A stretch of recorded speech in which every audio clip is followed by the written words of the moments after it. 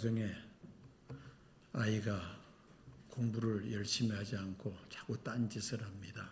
그래서 아버지가 아이를 다 이릅니다.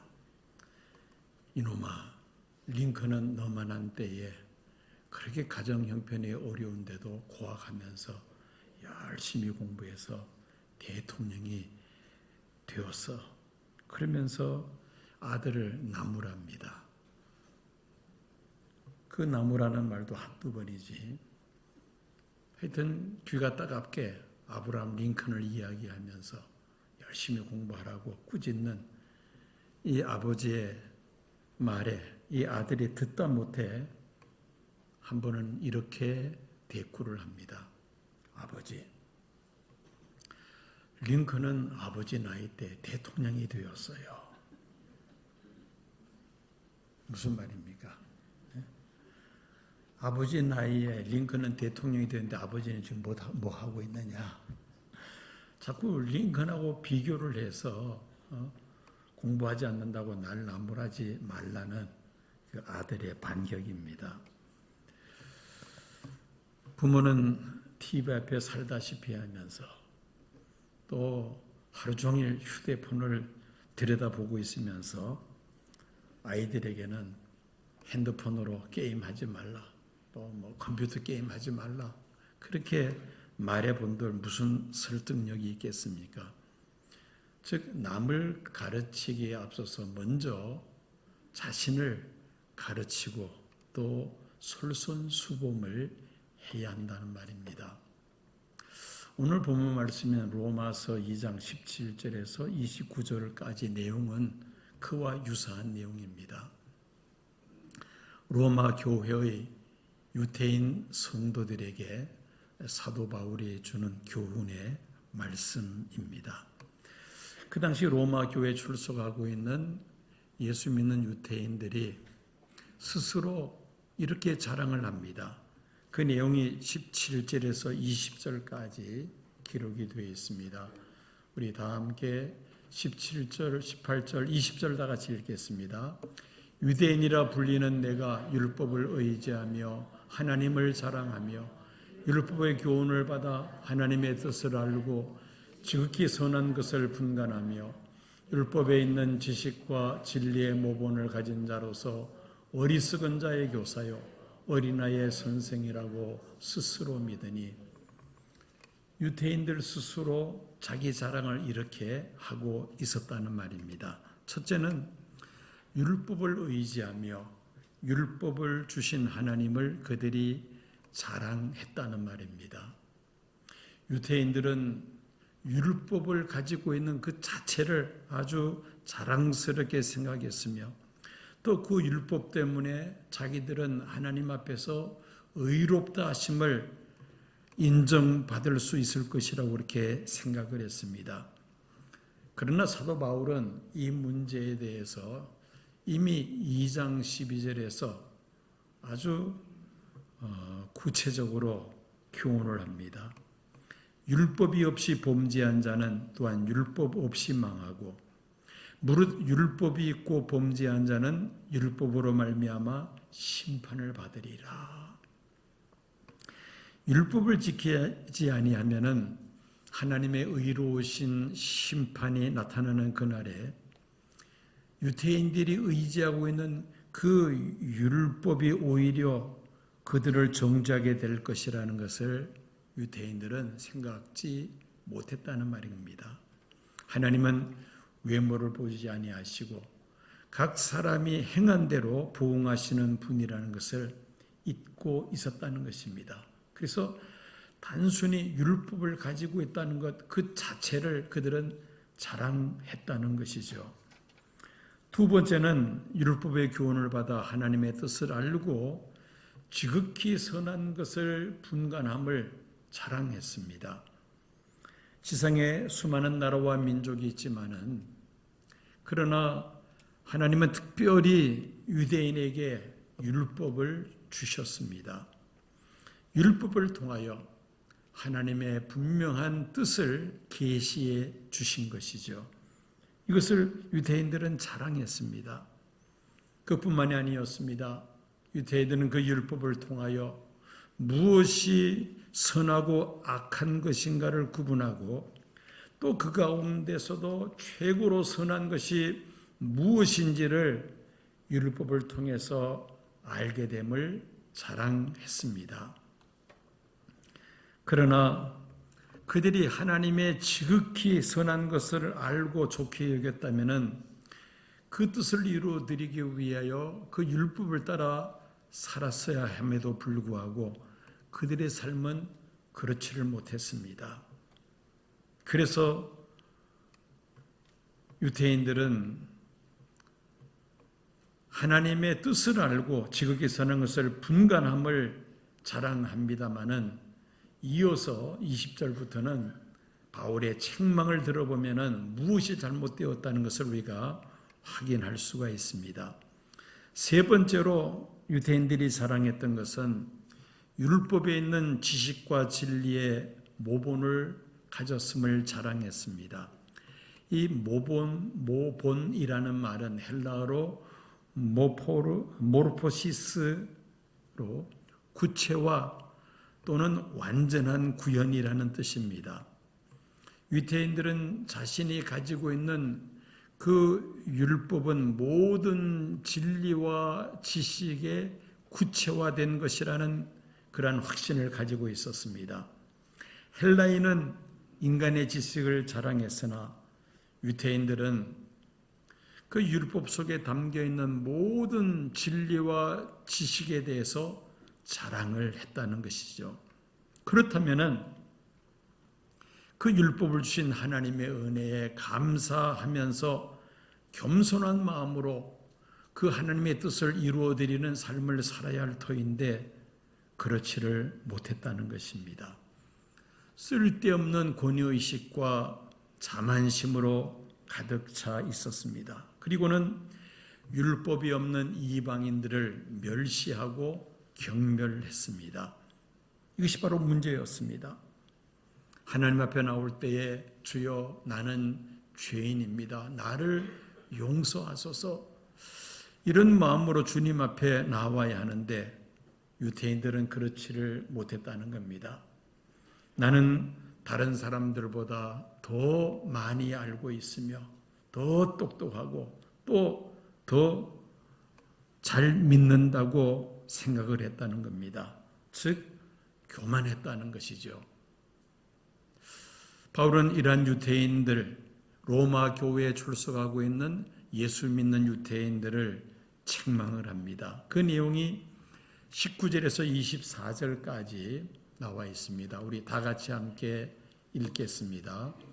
맹인의 길을 인도하는 자요 어두움에 있는 자의 빛이요 율법에 있는 지식과 진리의 모범을 가진 자로서 어리석은 자의 교사요 어린아이의 선생이라고 스스로 믿으니 그러면 다른 사람을 가르치는 내가 내 자신은 가르치지 아니하느냐?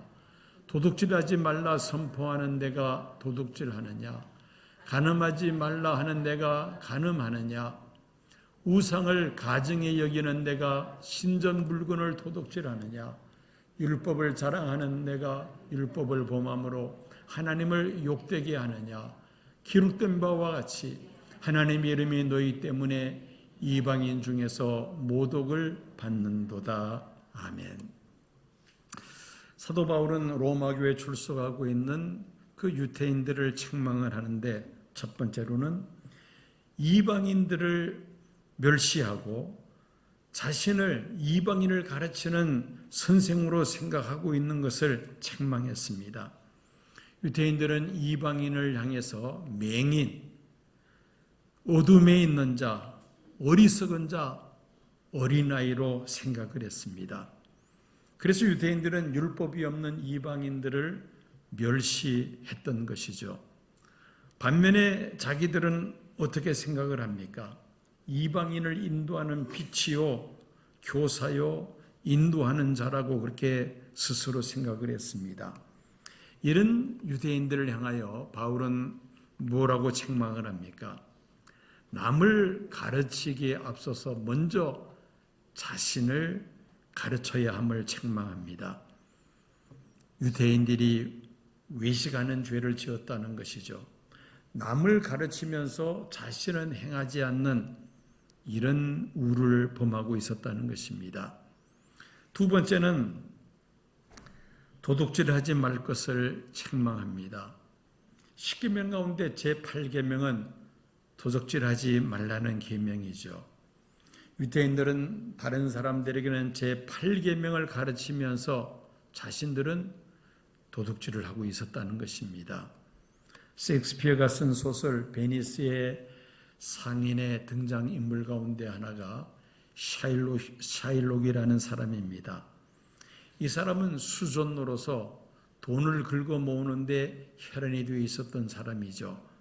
그런데 이 샤일록은 당시 영국의 전형적인 유태인의 모습이었던 것입니다.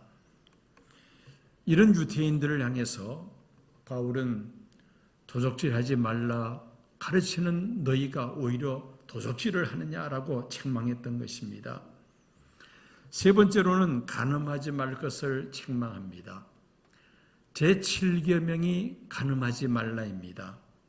유태인들은 다른 사람들에게는 제7계명을 강조하면서 자신들은 어겼다는 것이죠. 예수님 당시 유대인들 가운데 어떤 사람이 있었느냐면은 유부남임에도 불구하고 마음에 드는 여인이 있으면은 그 여인을 취하기 위해서 자기 아내에게 이혼 증서를 써주고 헌신짝처럼 버리는 그런 일이 있었다는 것입니다. 이런 유대인을 향하여 예수님은 뭐라고 말씀하십니까? 누구든지 음행한 연고 이외에 자기 아내를 버리는 자는 간음한 자라고 말씀을 하셨습니다. 네 번째는 우상을 도적질하지 말 것을 책망합니다. 제2계명이 우상을 만들지 말고 우상에게 절하지 말라는 것입니다. 유대인들이 겉으로는 우상을 가정스럽게 여기면서도 뒤로는 돈이 된다고 생각이 되면은 이방 신전에 몰래 들어가서 우상을 훔쳐내다 파는 이런 일을 하고 있었다는 것입니다. 그리고 다섯 번째로 바울은 책망하기를 이런 일들로 인해서 유대인들이 하나님의 영광을 가리고 있다는 것을 책망합니다. 기록된 바와 같이 하나님의 이름이 너희로 인하여 이방인 중에서 모독을 받는도다.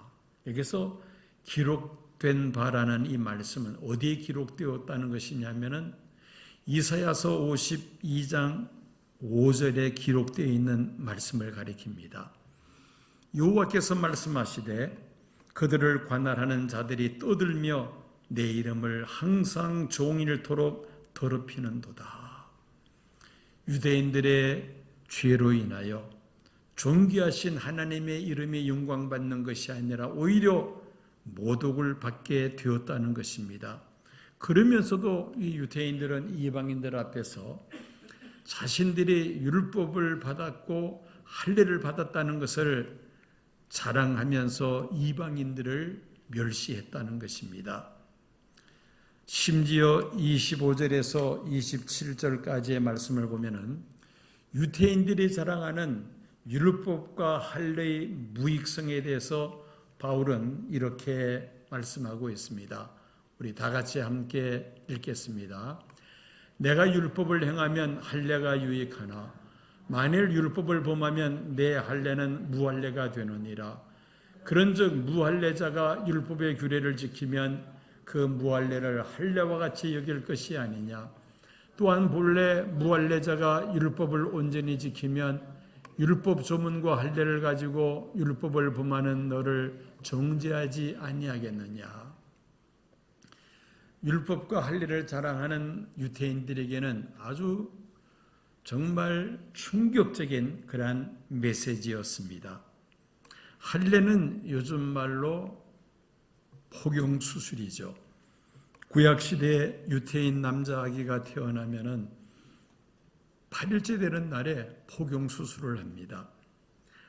할례의 의미는 너는 하나님의 백성이다 라는 그러한 표시였습니다. 유대인들은 어릴 때 받은 그 할례가 천국행 패스포드로 여길 정도였습니다. 유대 선생인 랍비들은 할례 받은 사람들은 지옥으로 내려가지 않는다. 할례는 이스라엘을 지옥에서 구해 줄 것이다 라고 그렇게 가르쳤습니다. 그러나 바울은 유대인들을 향하여 그들이 자랑하는 율법과 할례가 결코 자랑거리가 되지 못하며 그들에게 유익이 되지 못함을 주장하고 있습니다. 심지어 무할례자가 율법을 지킨다면 무할례자를 할례자와 같이 대우해야 한다는 것입니다. 결론은 유대인들이 이방인들 앞에서 율법과 할례를 자랑하지만 그들의 율법을 지키지 않는 한 할례는 유익이 없으며 하나님 앞에서는 할례자나 무할례자나 다를 바가 없다는 그러한 말입니다. 그러면서 28절, 29절 오늘 설교의 제목이 포함되어 있는 그러한 말씀을 합니다. 한번 28절, 29절 말씀을 다 같이 읽겠습니다. 무릇 표면적 유대인이 아니요 표면적 육신의 할례가 아니니라. 오직 이면적 유대인이며 할례는 마음에 할지니 영에 있고 율법 조문이 있지 아니한 것이라. 그 칭찬이 사람에게서가 아니요 다만 하나님에게서니라. 아멘. 이 말씀 속에 아주 대조적인 단어가 나옵니다. 표면적 유대인과 이면적 유대인이라는 단어입니다. 표면적 유대인이란 혈통적으로는 아브라함의 자손이요 육체적으로는 할례를 받고 율법을 가진 사람을 지칭합니다. 이면적 유대인이란 감추어져 있는 유대인이라는 뜻으로 영혼의 내적인 상태를 가리키면서 오늘 이 본문 말씀을 의역을 한다면은 이면적 유대인이라는 이 단어를 이렇게 의역할 수가 있습니다. 성령 안에서 마음의 할례를 받은 참 신앙인으로 이렇게 의역을 해 볼 수가 있습니다. 일본의 우찌무라 간조는 이 본문 오늘 로마서 2장 17절에서 29절에 등장하고 있는 유대인을 기독교인으로 또 율법을 복음으로 이방인을 불신자로 고쳐서 읽어보라고 권유를 합니다.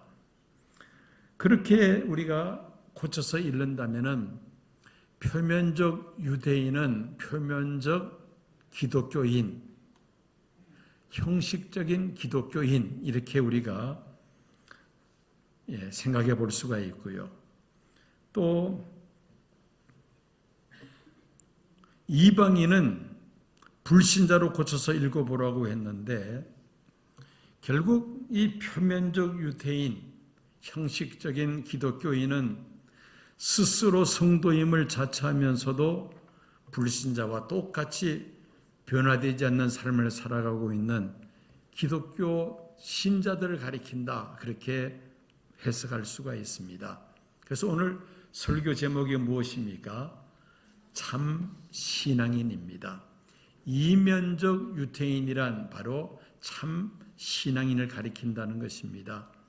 좀 더 구체적으로 설명한다면 표면적 유대인, 즉 형식적인 이러한 기독교인은 어떤 사람이냐? 첫째로는 스스로는 인정하나 하나님은 인정하지 않는 자입니다. 모순된 신앙생활을 하는 사람을 가리킵니다. 유대인들은 구약의 율법과 할례를 통하여 종교적인 우월의식과 특권의식을 가지고 자기들만이 하나님의 택함을 받은 선민이라고 자부하고 있었습니다. 그런데 중요한 것은 그들이 자랑하는 그 율법을 따라 살지를 않고 있었다는 것이죠. 이방인들과는 별 차이가 없는 그런 모순된 삶을 살고 있었다는 것입니다. 예수님은 이런 표면적 유대인, 형식적 기독교인을 향해서 뭐라고 말씀하십니까? 마태복음 15장 14절 소경이 되어 소경을 인도하는 자라고 하셨고, 누가복음 11장 40절은 어리석은 자라고 말씀하십니다. 왜 표면적 유태인은 자신을 바로 바라보지 못했을까요? 그 이유는 교만으로 인한 영적 우월감 때문이었습니다. 교만은 자기 자신의 본래의 모습을, 참된 모습을 보지 못하게 합니다. 두 번째로 표면적 유대인, 형식적 기독교인은 남을 가르치기를 좋아하면서 자신은 가르치지 않는 자입니다. 표면적 유대인은 겉으로 보기에는 성경을 많이 알고 있기에 믿음이 있고 의로운 사람처럼 보이며 또 다른 사람을 가르치기를 좋아하지만 자신은 가르치지 않기에 하나님은 이런 위선적인 유대인들 때문에 이방인 세계에서 하나님의 이름이 모독을 받는다고 바울은 책망을 했습니다. 이것이 바로 표면적 유대인, 신약적인 의미에서 해석한다면 형식적인 기독교인이라고 볼 수가 있습니다. 자, 반면에 이면적 유대인, 참 신앙인은 어떤 사람입니까? 첫 번째로 은혜의 가치를 알고 감사하는 자입니다. 유대인은 율법을 따라 전통적으로 할례를 받았기 때문에 자기들은 하나님의 택함을 받은 자요, 그래서 자동적으로 구원을 받게 될 것이라고 그들은 생각을 합니다. 율법과 할례가 구원의 조건임을 그들은 생각했다는 것입니다. 그런데 사도 바울은 로마서를 통해서 구원은 조건이 아니라 무조건적인 하나님의 은혜임을 강조합니다. 할례를 받음으로, 율법을 가지고 있으므로 자동적으로 구원받는 것이 아니라 예수 그리스도의 십자가의 피공로로 죄 사함받아 구원을 받고 예수를 구주로 영접함으로 하나님의 자녀가 된다는 것을 분명하게 가르치고 있습니다. 구원은 사람의 행위가 아니라 전적인 하나님의 은혜임을 강조하면서 감사하며 하나님의 은혜를 감사하는 자가 이면적 유대인, 즉 참된 신앙인이라는 것입니다. 그리고 두 번째로는 행함으로 그 믿음을 말하는 자가 이면적 유대인, 참 신앙인이라고 말을 합니다. 이면적 유대인은 율법과 관련된 지식을 자랑한다거나 유대인의 혈통을 자랑하거나 할례를 자랑하는 것이 아니라 하나님의 말씀을 듣고 그 말씀에 순종하며 열매를 맺는 사람, 이런 사람이 이면적 유대인, 즉 참 신앙인이라는 것입니다. 오늘 설교의 결론입니다. 참 신앙인이 됩시다. 에이든 윌슨 토저라는 목사님이 있었습니다. 이분이 쓴 책 중에 나는 진짜인가 가짜인가 라는 책이 있습니다. 이 책은 20세기의 선지자라고 일컬었던 토저 목사가 남긴 아주 소중한 책입니다. 그는 1928년에서 1959년까지 30년이 넘게 시카고에 있는 남부 동맹교회에서 목회하다가 은퇴를 하신 분입니다. 4부 24장으로 구성되어 있는 이 책 속에 1부에서 누가 진짜인가에 대해서 5가지로 정리를 하고 있습니다. 누가 진짜인가, 이것을 우리가 오늘 설교 제목과 연관시킨다면 누가 이면적 유대인인가, 누가 참 신앙인인가, 그렇게 우리가 연결시킬 수가 있습니다.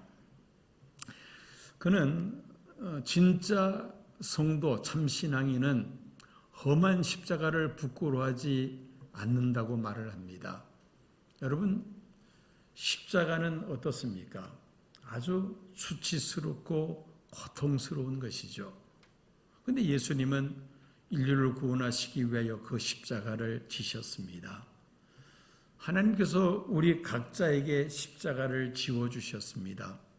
그 십자가가 정말 때로는 험한 그런 십자가가 될 수 있다는 것이죠. 이런 험한 십자가를 마다하지 않는, 부끄러워하지 않는 이런 사람이 바로 진짜 신앙인이라는 것이죠. 두 번째로, 진짜는 솜사탕 복음을 거부하고 가시면류관 복음을 믿는다. 이게 무슨 말인가 좀 의아해하시는 분들이 계실 것 같은데, 솜사탕 복음이란 소위 말하는 기복신앙을 말합니다. 예수 믿으면 성공하고 출세하고 또 자신이 원하는 것을 다 소원 성취한다. 이렇게 말하는 것을 우리가 기복신앙이라고 말을 하죠. 그런데 진짜 신앙인, 참 신앙인은 이 솜사탕 복음을 거부한다는 겁니다. 기복신앙은 성경에 바탕을 둔 그러한 신학은 아닙니다. 참 신앙은 무엇입니까?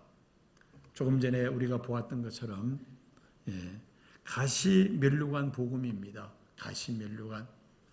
예수를 믿음으로 물론 하나님께서 우리에게 복을 주십니다마는, 그러나 그 과정 속에서 우리는 때로는 여러 가지 시련과 고난, 또 여러 가지 시험을 당할 때도 있습니다. 이게 바로 가시면류관이라고 말할 수가 있죠. 가시면류관을 믿는다. 기복신앙을 거부하고 고난의 십자가를 믿음으로 받아들인다는 것이죠. 이런 사람이 참 신앙인이라는 것입니다. 세 번째는 주님의 일보다는 주님의 우선순위를 둔다. 우리가 열심히 교회를 하다 보면은 일에 그만 치우쳐서 인간적인 판단과 생각을 가지고 우리가 그르칠 때가 없지 않아 있습니다. 열심히 일에 열중하다 보면 그럴 수가 있다는 것이죠. 우리는 물론 일도 우리가 해야 합니다만은 그 이전에 주님에게 우선순위를 둬야 된다는 겁니다. 일을 하되 이게 누구의 일이냐, 내 일이냐, 세상 일이냐, 아니면 주님의 일이냐를 우리가 깊이 생각을 해야 한다는 것입니다. 그래서 이렇게 주님의 우선순위를 두는 사람들은 매사에 어떤 생각을 합니까? 때로는 내가 결정하기 힘들고 어려운 일이 있을 때 어떤 생각을 하죠? 예수님이라면 어떻게 하실까? 예수님이라면은 이 풀기 어려운 숙제를 어떻게 풀어나가실까? 늘 예수님을 생각한다는 겁니다. 이게 바로 주님의 일보다 주님의 우선순위를 둔다는 것이죠. 이것이 바로 참 신앙인의 모습이라는 것입니다. 네 번째는 행복보다는 거룩을 열망한다.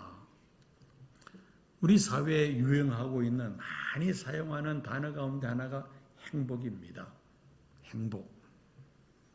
개인의 삶도 행복해야 되고 가정도 행복해야 되고 사회도 행복해야 되죠. 행복을 추구한다는 겁니다.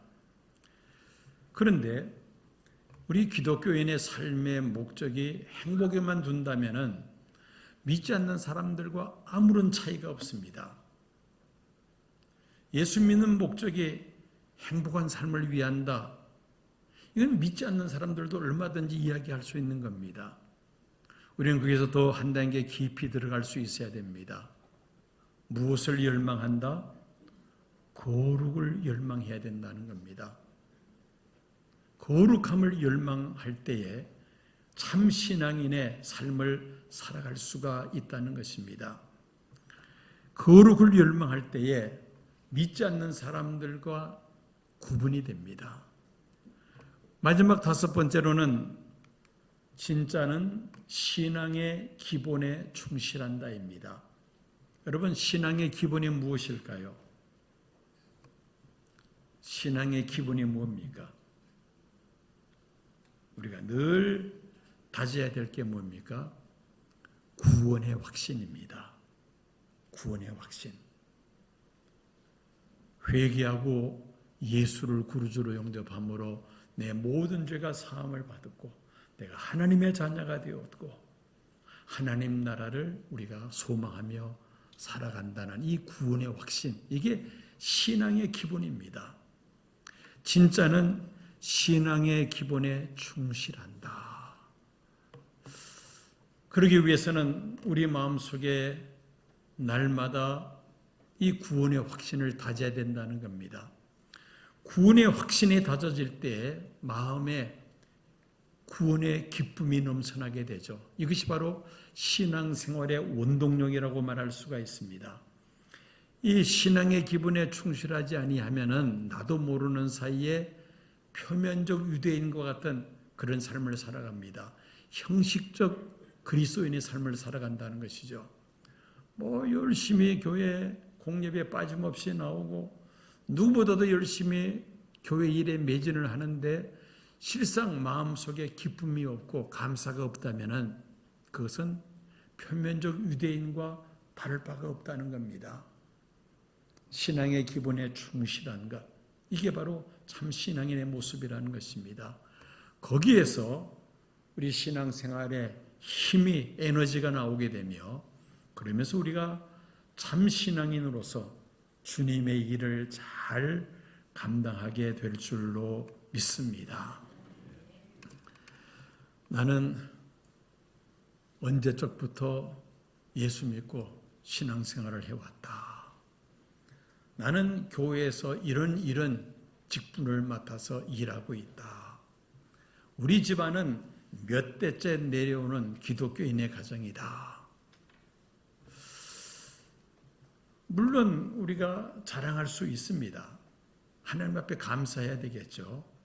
그런데 그것이 하나의 자랑으로 그친다면 나도 모르는 사이에 오늘 본문에 등장하는 표면적 유대인과 같은 형식적인 그리스도인이 되기가 쉽다는 말입니다. 그래서 우리는 오늘 이 사도 바울의 교훈의 말씀을 나에게 주시는 말씀으로 받아서 내가 그동안 열심히 신앙생활한다 하면서도 표면적 유대인의 신앙생활이 아니었는가?